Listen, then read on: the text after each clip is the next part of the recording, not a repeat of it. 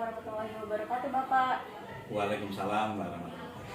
Kami dari perwakilan Kampung Tujuh dengan saya sendiri, Elsisya Sandisania dan teman saya yang lain, Sarah, Fadia, Syifa, dan Rizka. Ingin mewawancarai Bapak Musa selaku Kepala Sekolah SDN 11 Sengseng Sawapagi dengan tema seputar MBS di sekolah. Apakah Bapak bersedia? Ya silakan aja, nanti Bapak bantu yang berkaitan dengan MBS. Terima kasih ya Bapak. Ya. Langsung aja Pak dari pertanyaan yang pertama. Ya. Menurut Bapak, bagaimanakah implementasi kebijakan daerah dalam mewujudkan otonomi daerah sampai otonomi sekolah melalui dukungan kepala sekolah? Ini pertanyaannya ini sebetulnya untuk pejabat dinas nih seharusnya, tapi Bapak sampaikan dulu ada yang berkaitan dengan itu. Jadi gini, otonomi daerah itu merupakan yaitu kewenangan, yaitu daerah otonomi atau untuk mengatur dan mengurus kepentingan masyarakat setempat atau daerah tertentu. Kalau di Jakarta ya berarti daerah Jakarta yang nanti terkait dengan dinas pendidikan di DKI Jakarta. Perlu diketahui Mbak, itu tentunya kan sesuai dengan aspirasi masyarakat. Ya, aspirasi masyarakat di daerah satu dengan daerah lain tentunya berbeda kalau otonomi daerah. Kalau berkaitan dengan itu tentunya terkait dengan undang-undang, perundang-undangan yaitu nomor 32 yaitu tahun 2004, karena otonomi daerah itu dimulai dari tahun 2004 pasal 14 itu antara lain ini perencanaan dan pelayanan pembangunan itu diserahkan di daerah tertentu, misalnya DKI Jakarta ya Jakarta. Terus masih banyak pelayanan sosial dan sebagainya lah, termasuk yaitu penyelenggaraan, yaitu bidang pendidikan dan alokasi potensial yang ada di pendidikan. Yang dilayani tentu kan untuk peningkatan mutu pendidikan di DKI Jakarta. Makanya ada namanya Dinas Pendidikan. Selain itu juga mengatur tentang guru dan tenaga pendidiknya, itu Mbak. Kita di sekolah selaku kepala sekolah saya tentunya harus membantu ya program pemerintah mewujudkan tadi, gitu ya. Melalui yang pertama, sekolah itu harus punya visi misi, tujuan juga harus punya visi misi dan tujuan sekolah. Gitu.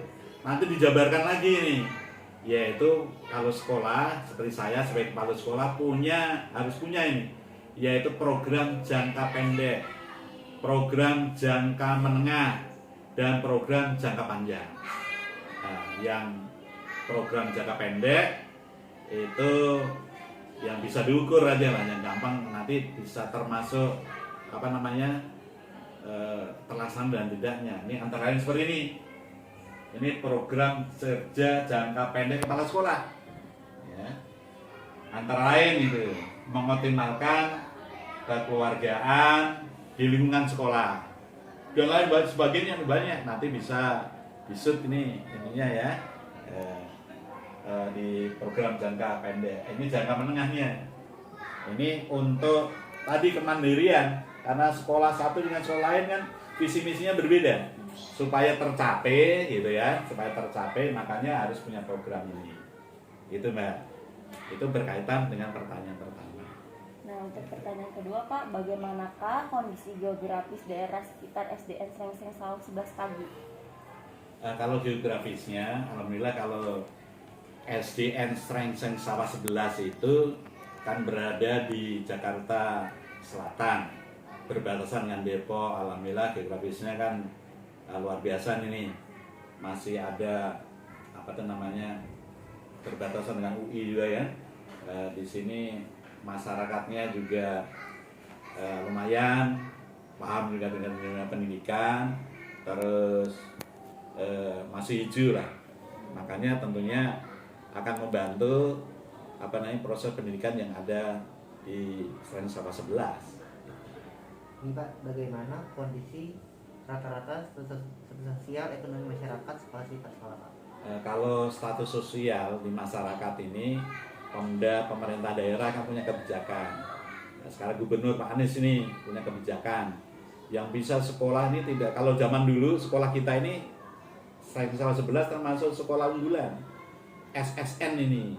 Kalau dulu yang masuk SSN umumnya menengah ke atas. Saat ini disamakan semua, tidak ada yang SSN unggulan, itu tidak ada. Jadi masyarakatnya di sini berbaur lah. Jadi ada yang ekonomi biasa, ekonomi menengah, ekonomi atas juga banyak, karena sini SSN itunya. Tapi saat ini berkolaborasi, ekonomi mana aja bisa diterima di Selain Sabah 11. Jadi sama.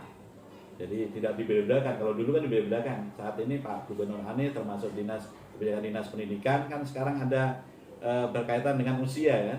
Nah, sekarang nggak bisa milih-milih karena ada sistem penerimaan siswa baru, yaitu PPDB namanya itu. Jadi ada sistemnya. Jadi status sosial yang orang biasa yang penting usianya cukup bisa diterima di 11. Tapi rata-rata di sini yang menengah lah, menengah ke atas itu. Tapi apa aja diterima. Tapi karena kalangan di Selain Sawah ini sudah kayak ada mapan-mapan ini, jadi menengah atas. Dan selalu mendukung semua kegiatan yang ada di sekolah. Ini Pak, pertanyaan berikutnya, apakah sarana dan prasarana yang tersedia dimanfaatkan secara optimal Pak?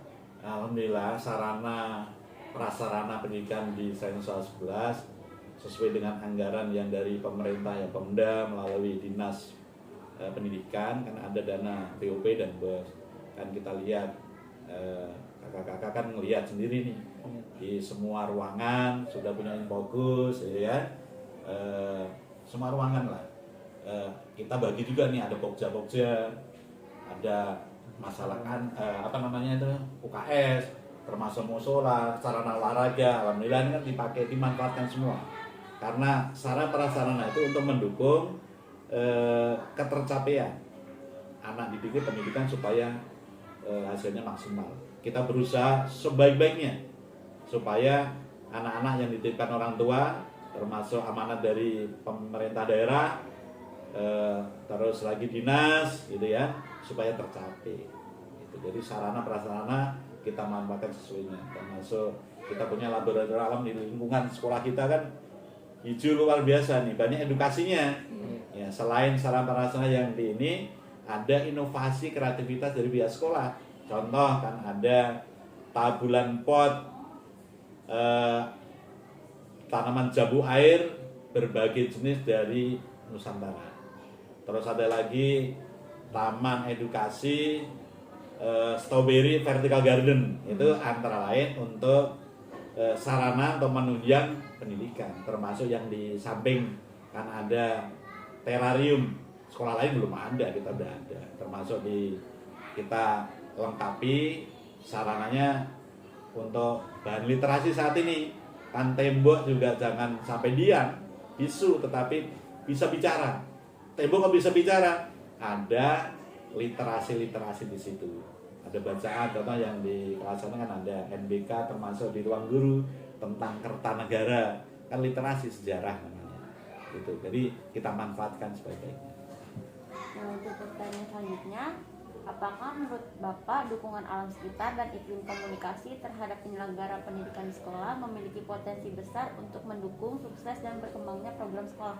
Ya, alhamdulillah lingkungan sekolah kan kita, alhamdulillah nih masyarakatnya sudah menerima. Kita juga pihak sekolah, termasuk saya selaku pimpinan di sini dan teman-teman itu berkomunikasi dengan lingkungan supaya terjadi dengan baik. Ya tentunya juga mendukung. Contoh yang di depan sekolah jarang kan, yang di depan sekolahnya dibuat taman.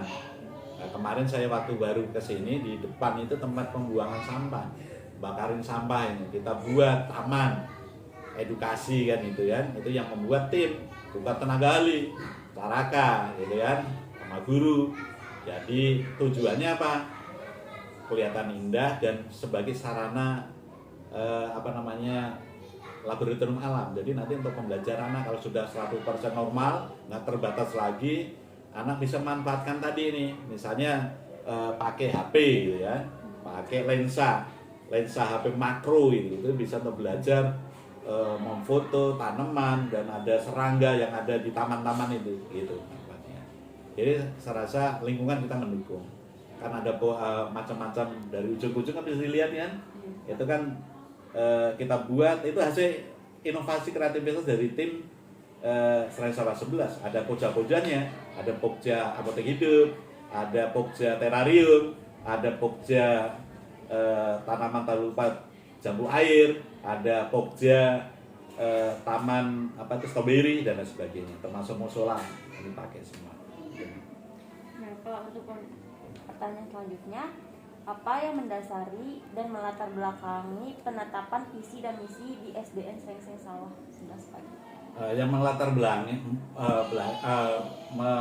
belakangi timbulnya visi dan misi ya sesuai tadi yang terkait dengan MBS ya kan gitu. Jadi pemerintah pengen pendidikan sukses, begitu juga dinas pendidikan sama sekolah juga sama, maka sekolah tentunya harus punya visi misi mau dibawa kemana nih sekolah kita ini, punya tujuan apa kan gitu, supaya anaknya lulusan dari Science 11 bisa sukses, bukan sukses akademiknya toh, tetapi sukses non akademik juga, termasuk eskulnya saling mendukung kolaborasi. Karena anak-anak sekolah kita ini kan anak-anak potensinya kan beda-beda nih, punya kemampuan yang berbeda.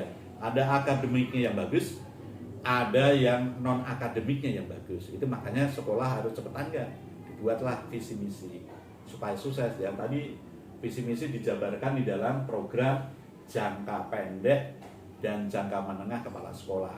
Nanti bisa difoto nih, nanti bisa terlaporkan bahwa visi misinya ini, programnya ini tercapai dan tidak tercapai.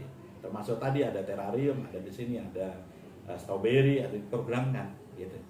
Nah, yang gak kalah penting ini yaitu permainan tradisional itu juga penting juga di sekolah ini, makanya ada visi misi tadi itu jabarannya. Oke, ada lagi? Untuk pertanyaan terakhir, bagaimanakah prestasi SDN Srengseng 11 Sawah? Alhamdulillah prestasi di Srengseng Sawah 11 ini kalau dari catatan-catatan sebelumnya itu luar biasa. Akademiknya karena dulu ya sini kan mantan sekolah SSN, akademiknya luar biasa. Yang diterima di SMP negeri hampir 90% lah bisa dapat dari akademik. Karena dulunya SSN, jadi masih banyak orang yang image-nya gitu. Ini sekolah pilihan, jadi orang-orang yang menengah ke atas yang kesini. Terus non akademiknya luar biasa. Yang terakhir itu PMR, itu juara 1 tingkat provinsi DKI Jakarta. Terus sekolah hijau bersih kreatif berprestasi. Masih banyak lagi ya non akademinya ya, termasuk bulu tangkis, bahkan alumni di sini kemarin yang ikut PON itu ada alumni di sini dasarnya kan gitu kan. Pak Narya yang ini kan ngelatih ada eskul bulu tangkis dan sebagainya dan lain sebagainya. Jadi banyak prestasi termasuk bu gurunya. Nah, kemarin belum lama dalam rangka HUT PGRI banyak dapat juara di ini tingkat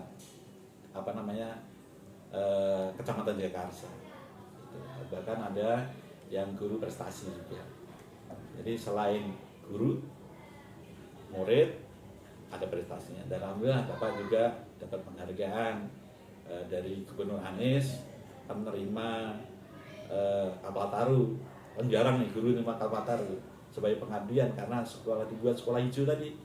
Jadi prosesnya saya dari Tanjung Barat ini. Dari Tanjung Barat, Tabulan Pot, tanaman macam-macam itu. Bisa ratusan sekolah kecil tapi bisa hijau. Terus yang Tanjung Barat 09 kita buat konsepnya yaitu sekolah berada di tengah hutan jati kota Jakarta, bawa tanam jati 100 pohon. Sekarang tingkat nasional yang untung kepala sekolah yang ngurus ini. Terus di Cipedak 03 itu yang cikal bakalnya sekolah hijau bersih kreatif dan berprestasi. Baru Bapak di sini nih. Ini juga menerima di sana juga menerima gitu. Jadi murid, guru, kepala sekolah alhamdulillah ada prestasinya. Gitu. Masih banyak lagi prestasinya anak-anak dan guru dan ya kebetulan saya juga sebagai sekolah sehat dan sebagainya. Iya Pak, terima kasih Pak, terima kasih banyak ya atas waktunya sudah mampir. Pertanyaan saya juga udah sampai sini aja. Oke, yaitu karena pertanyaan spontan ya Iya. bisa sampaikan itu. Iya. Jadi nanti kalau misalnya untuk mendukung jawaban itu bisa difoto seperti ini kan bisa difoto nih, Iya. set, oh ini program jangka pendek dan yang termasuk visi misi di SD saya 11 apa dilihat. Karena nanti jadi mahasiswa ini kan nanti kalau terjun di masyarakat, terjun di sekolah, nanti kan ada dibuat tim kan, tim sekolah ini perumus visi misi sekolah ikut ambil untuk belajar, nanti difoto, dipelajari, oh gini lah yang buat visi misi, ada tujuannya juga kan. Pak. Ya Pak, terima kasih banyak ya Pak. Sama-sama. Terima kasih banyak, Pak. Assalamualaikum warahmatullahi wabarakatuh. Pak. Waalaikumsalam warahmatullahi wabarakatuh.